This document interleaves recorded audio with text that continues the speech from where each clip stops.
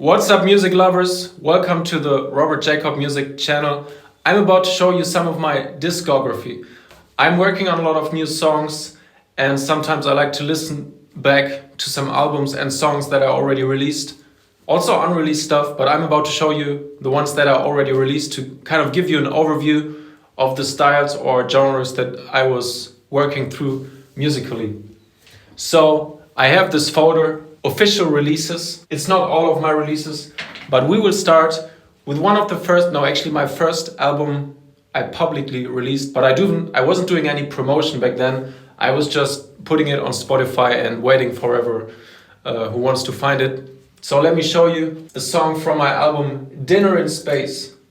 Now, Dinner in Space, I painted the artwork. I really like the artwork. Check it out. It's like some polar bear eating dinner in space, hence Dinner in Space.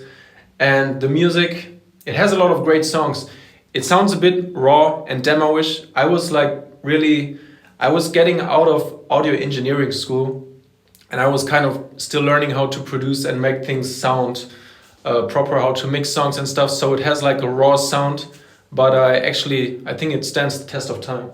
Let me show you the first song on this list called Behind the Stars. It goes like this. It's like very experimental. I love it.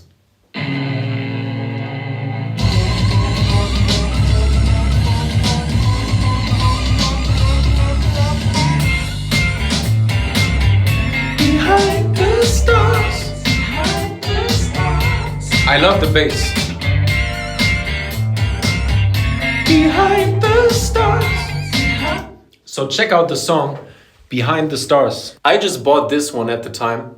Microcorg, like a small analog synth, but it's a classic. I was mixing a lot of rock styles with sampled drums. I still had an E-drum set back then. I don't have one now. Maybe I'll get a new one at some point, but I wanted to focus more on actually playing guitar and not playing like drums and piano and everything. Yeah, very experimental rock R&B, kind of really what I love. So the next one is a big jump forward. By the way, Dinner in Space, I think the songs are even back from like 2016, 17. I finished the whole album in 2018, and now we jump forward. There are a lot of EPs in between. I don't have them in this folder. We jump forward to Samsara EPs in 2021. So this is actually a bit more, I was like consciously working a bit more on harmonics and like mellow sounds. I remember I have some songs that were influenced, or one of them, Chastity, I believe, was influenced by D'Angelo, who, as I read, passed away yesterday.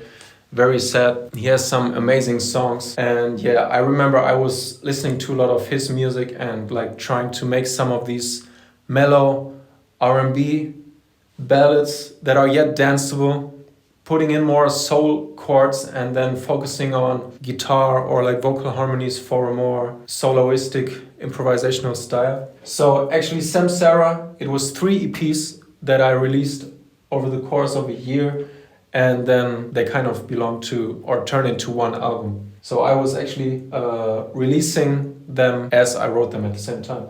So we have Samsara Escape is 1 EP. Let's take the song, for example, Only Love Is What I Mean. That's a pure vocal a cappella. I almost looked at it like an exercise to create like a pure vocal a cappella song. And I was listening to the song by the Bee Gees, How Deep Is Your Love?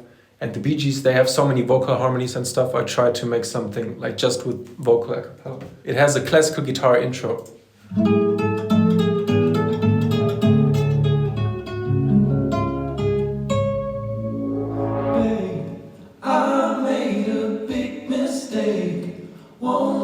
Just look away and forgive what I say. And then it has, my favorite blues song, How Lonely Love Can Be by Robert Jakob. This one is now one of my favorite songs to play.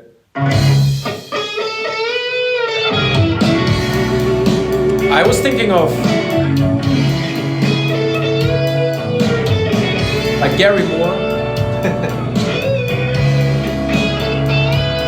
I actually never listened to an album by Gary Moore. I only know the song Still Got the Blues, which is amazing. Whenever I hear it by coincidence, like on the radio or somewhere, I'm amazed at the song. I don't know why I didn't have the impulse yet to listen to Gary Moore's discography. So Samsara Escape. The first of these EPs is actually Tales of Samsara, which has a song More Than a Game. I tried to mix like dubstep bass sounds with blues. So again, blues. I never noticed that. Maybe on each of these EPs there's a blues song. So More Than a Game. It starts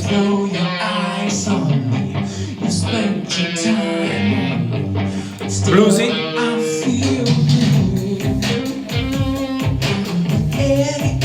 and it's a shuffle. 1 2 3 1 2 3 1 2 3 1 2 3 1 2 3 1 2 3 1 2 3 1 2 3. Chord blues scheme. And now comes the bass in the chorus. It goes like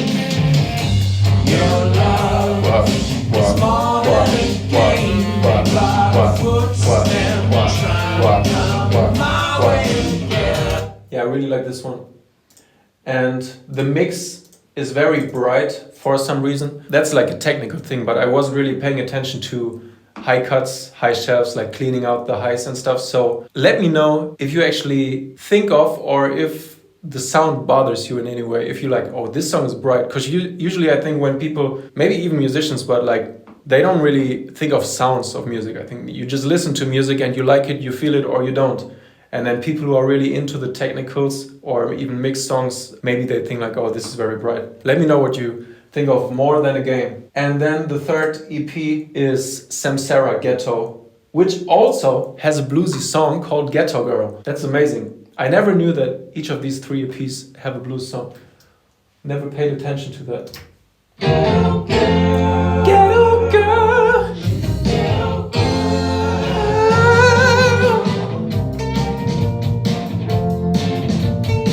I tried to make something like, ooh, she's a ghetto girl and she knows what it means. Check out Ghetto Girl by Robert Jakob. I was inspired by, I'm always inspired by feelings. Like all these three EPs, I was actually going through a breakup, and beyond the breakup, I was like having a lot of, let's say, emotional and spiritual problems myself that I tried to go through and was going through. So inspiration for a song, for the music, always comes from inside, but then is always mixed with some external or imaginary influence. Like I was thinking of Freddie King, I remember. I love Freddie King. And for example, the song The Ghetto by Donny Hathaway. And yeah, those two, if you mix those together, I would think, how would that sound like? Or just naturally, you write a song, you create a song, and then for the sound of it, maybe even for the production, whatever, you have these other influences, external influences coming in, helping you to really physically manifest the song beyond your own like personal inspiration. Because you can have a song, you can play just the guitar or just the piano, it's still the same song, but then if you produce it, if you record it, you have to kind of make a stylistic choice, consciously or subconsciously, but like where are you going? Do you add drums? What kind of bass do you want? Do you want more harmonies? Do you want backing vocals? Because you can take away backing vocals, you can take away bass, drums, harmonies, even guitar solo, you can take away all of that and you still have the same song. So where are you going with the song? Are you gonna make it a reggae or techno, whatever? Yeah, so Samsara 2021, we have Dinner in Space 2018. Then there was some music in between, which, for example, the Through EP is amazing. Through EP and Perfect Balance, check them out on my Spotify or anywhere, Amazon. Those three EPs, Samsara, they are kind of one album. So we have Dinner in Space 2018, Samsara 2021. Now jumping forward to, I believe, 2024 with the album In My Heart, which has my favorite song, Love You From Afar. If you don't know Love You From Afar by Robert Jakob, close this video now before you like the video, before you subscribe to my channel for more music info, more promotion on my songs, more amazing jams, improvisations and insights. Leave a comment and confirm that you will listen to Love You From Afar by Robert Jakob, which is my most streamed song for now.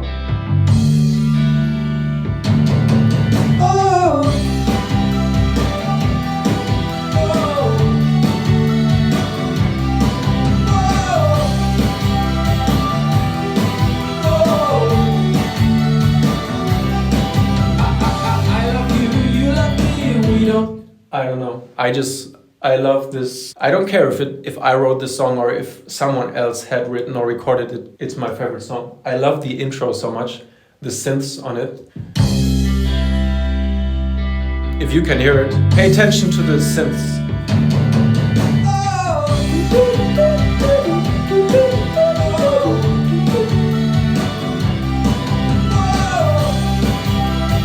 I would promote this song for the rest of my life. I just love I love the vibe of it, the energy. Even though it makes me very sad still. When I wrote the song, and I think I was like sending I was sending like audio recordings of the song to a girlfriend back then, and then I was myself like trying to produce the song, trying to finish and record the song, and I think there was some like crying involved. Sometimes when you're too emotional about a song, if it comes from your own feelings, you cannot actually sing it properly.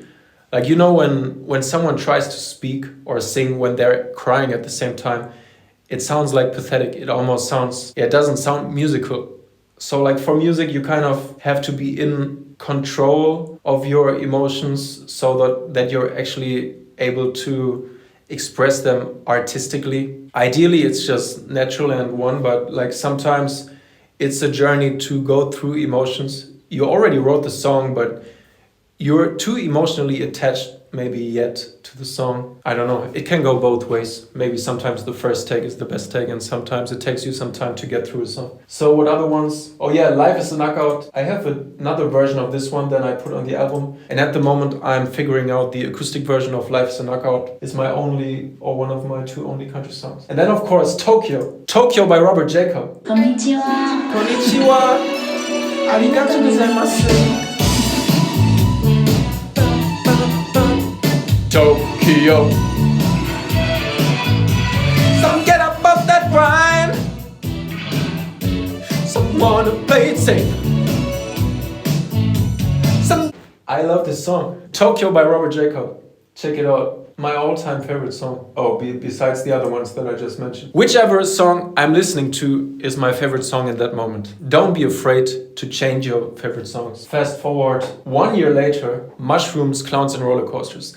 Actually, I say the sounds of the two albums In My Heart and Mushrooms, Clowns and Rollercoasters. They're very different albums if you listen to the albums. Like, they have a different sound. I was also using different drums and like really actively changing the songs. It's like a different period. But then also they are intertwined. Some songs have like musical continuations on the next album. Like In My Heart you have Love You From Afar. And then Mushrooms, Clowns and Rollercoasters. There's an interlude called Don't Know Who You Are, which relates to the song and has like a chord variation.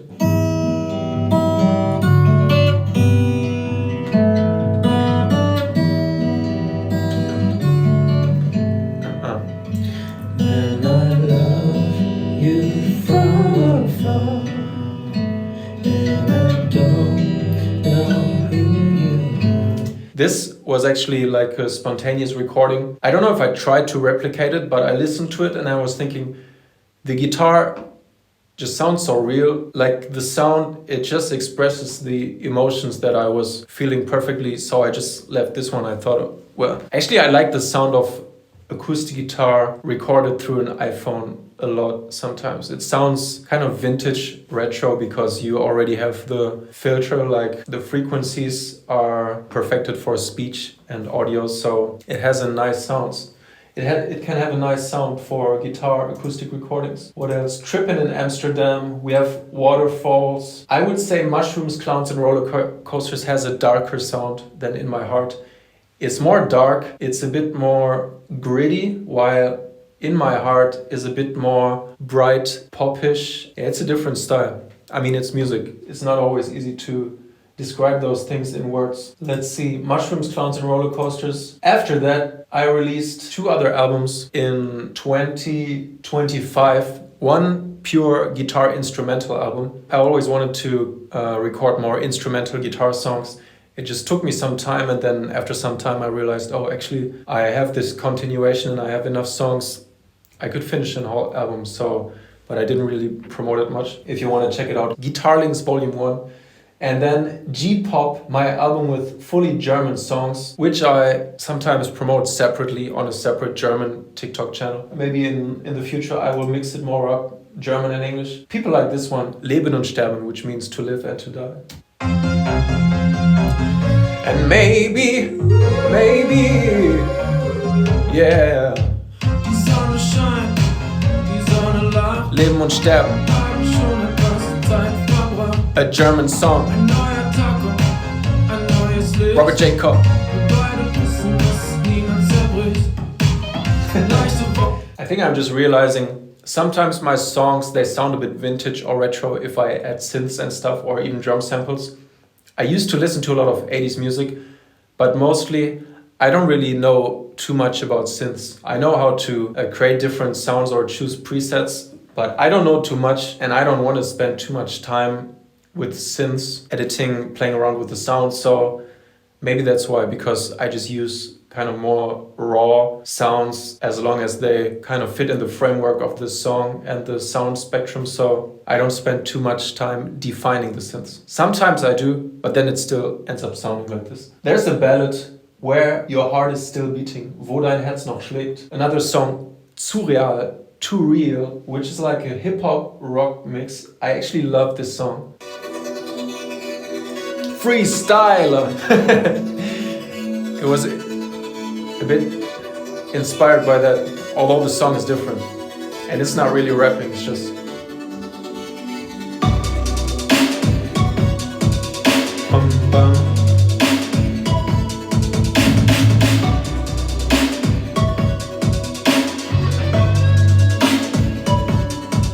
I think it goes hard. And then after this one, in 2025, I released mostly a lot of singles. So at the beginning of this year, I released the German album, guitar instrumental album. And I don't know if December last year or January, I released Mushrooms, Clowns and Rollercoasters. I think it was the end of last year. And then I still had a huge list of new songs that I'm working on and I was working on and I was practicing and like developing some new styles for singing and playing and producing.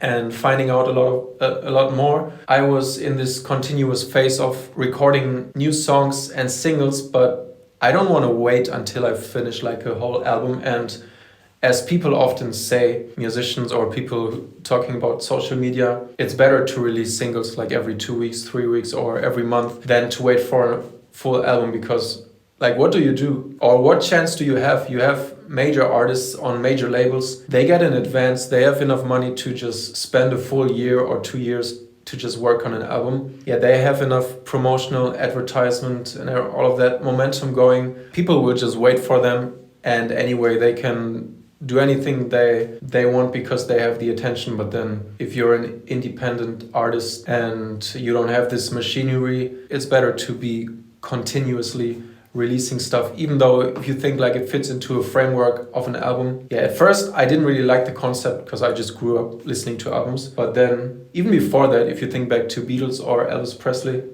like the 60s, 50s, whatever, they all released singles. They had like A-side, B-side. So it was common back then. And now I'm thinking, because usually the process is I already have a lot of songs or list of songs that I'm working on continuously, say if it was for an album.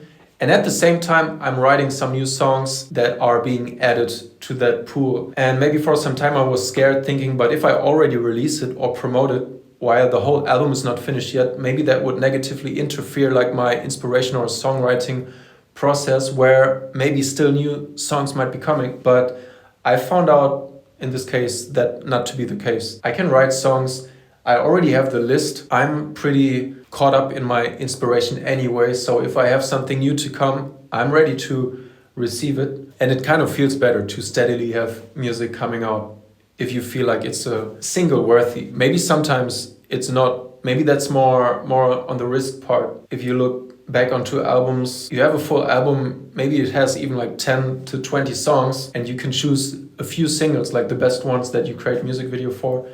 And now it's almost like you have an album of 10, 15, whatever songs. You release every single song separately. You can do that. Or I try to choose like the more catchy ones or the ones that I'm most emphasized in the moment, and then I can add the other ones later to the full album. Because I have such a huge output. I have so many songs that I'm working on, writing, producing, unfinished songs, unreleased songs, but I still have a clear overview over those. So that's what I'm doing now. I think I released like 5 singles this year, 4 singles. The next one is coming soon actually, called Don't Hide. Going back to how albums tie together, on the album In My Heart there's a song called Hide, and I created a rock version of that song, now retitled to Don't Hide. It's amazing. Maybe I can play you... Oh no, I don't have a bounce right now. Cannot play you the song. But yeah, that will be my next single, called Don't Hide by Robert Jakob. Finally, yeah, I'm always playing guitar. All of my songs, everything is about guitar, but for a long time I used guitar as like the solo and harmonic instrument, as if I had a band and as if I had like this kind of a R&B, soul, rock, whatever band, and I'm the guitar player in the band. And now I'm putting guitar more to the forefront, saying like musically making guitar like the main thing and not always having like maybe electric piano or pads or synths and then adding the guitar, but being more like, okay, this is straight up guitar music, basing it more on like a rock style. Because I always make rock music, but then I just really like to drift into more R&B, soulish kind of styles. I don't care about genres anyway, but just mixing those different sounds and rhythms and grooves and everything, and feelings attached to that. Or maybe feelings should not be attached to musical styles, who knows. So my next single, Don't Hide, is coming out soon. Probably by the end of this year, I will put all those singles together into a new album and add some other new songs that have not been released as singles. That was some introduction to my discography, to the songs and albums that I've released in the recent years, about the different styles and what I was going through or working on. Check it out, Robert Jakob on all streaming platforms.